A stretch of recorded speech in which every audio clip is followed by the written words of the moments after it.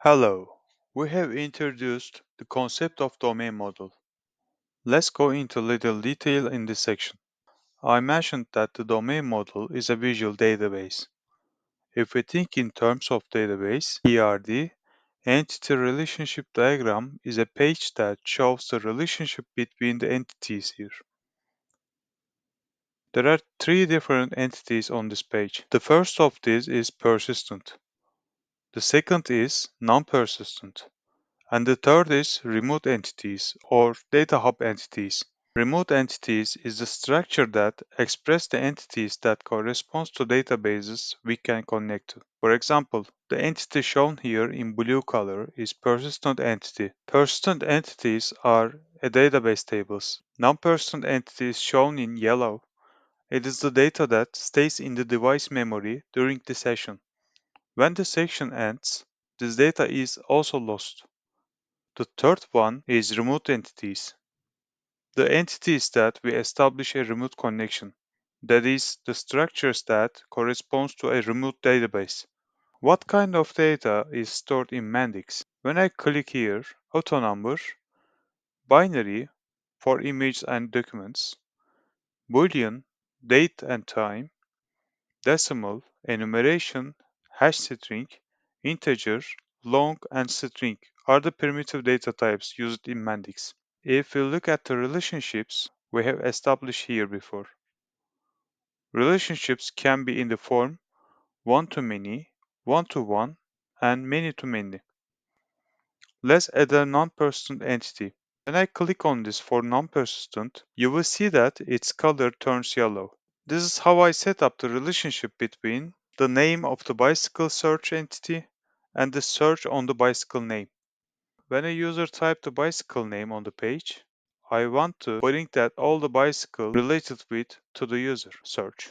I can make it search automatically after a certain character in the text field where I write the bicycle there. However, I don't want the value I write here to be saved in the database. The user can search and delete as many bicycle names as she wants. I want to keep this information on the user's computer. I want to mention one more feature before moving to Data Hub entity. We can think of it as generalization, that is, inheritance. It is the passing of the properties and fields in the parent entity to the child entity here. Now let's use the concept of inheritance with an example. That is the concept of generalization on Mendix. I add an entity, let's call it profile picture. Let's say I want to show the profile picture of the user. Without adding any attribute to the profile picture, I come to the image entity in the system. The fields in this entity can be used in the profile picture.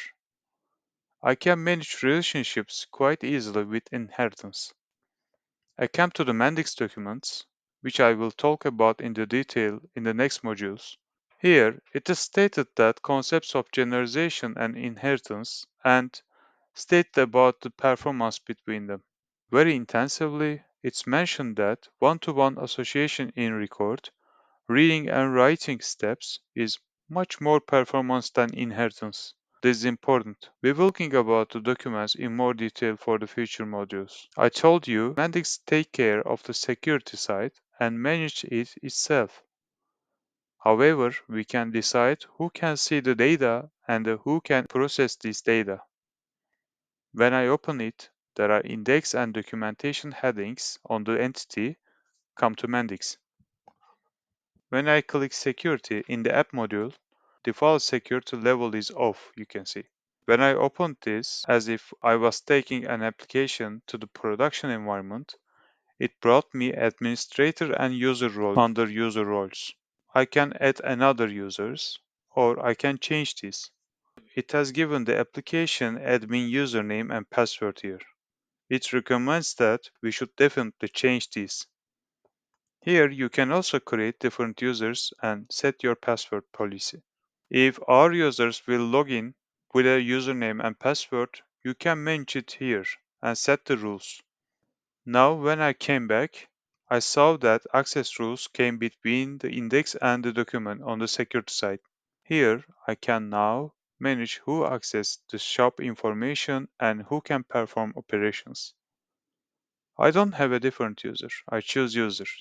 I can add a new shop and delete existing ones. I can either select them one by one from here, or if I want to authorize them all at once, I can also click here.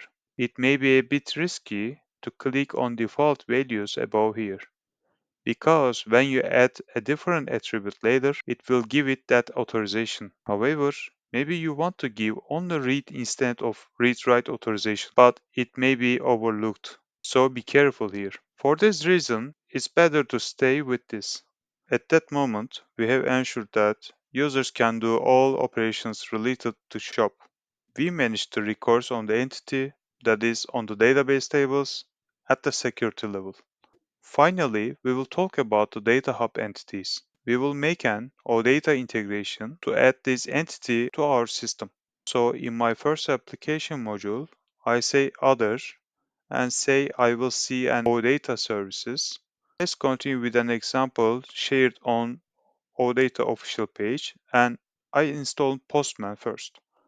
I download the Postman collection. I imported the collection into Postman. I select the first one from here. Yes, I got a successful response. I explicitly consume the shared OData service. It already gives you the OData context here. After copying this, I added this under the metadata URL and waiting. It gave the message that it's added. As you can see in the integration right now, these fields came. A JSON file with fields such as airport, airlines, people came here. When I drag and drop it into our own domain model, see the color is purple and there is information that is consumed from the OData service. I can see the details about the fields from here. In the entity, airline code and name came. We have another error. To handle this, we open the OData consume services, and in the source URL tab, when we clicked, we define a parameter and add the service links into it. Then the problem is solved. This is how we can access external services, and we use them in our Mendix application. I recommend you to review the documents for more detailed explanation. See you in the next chapter.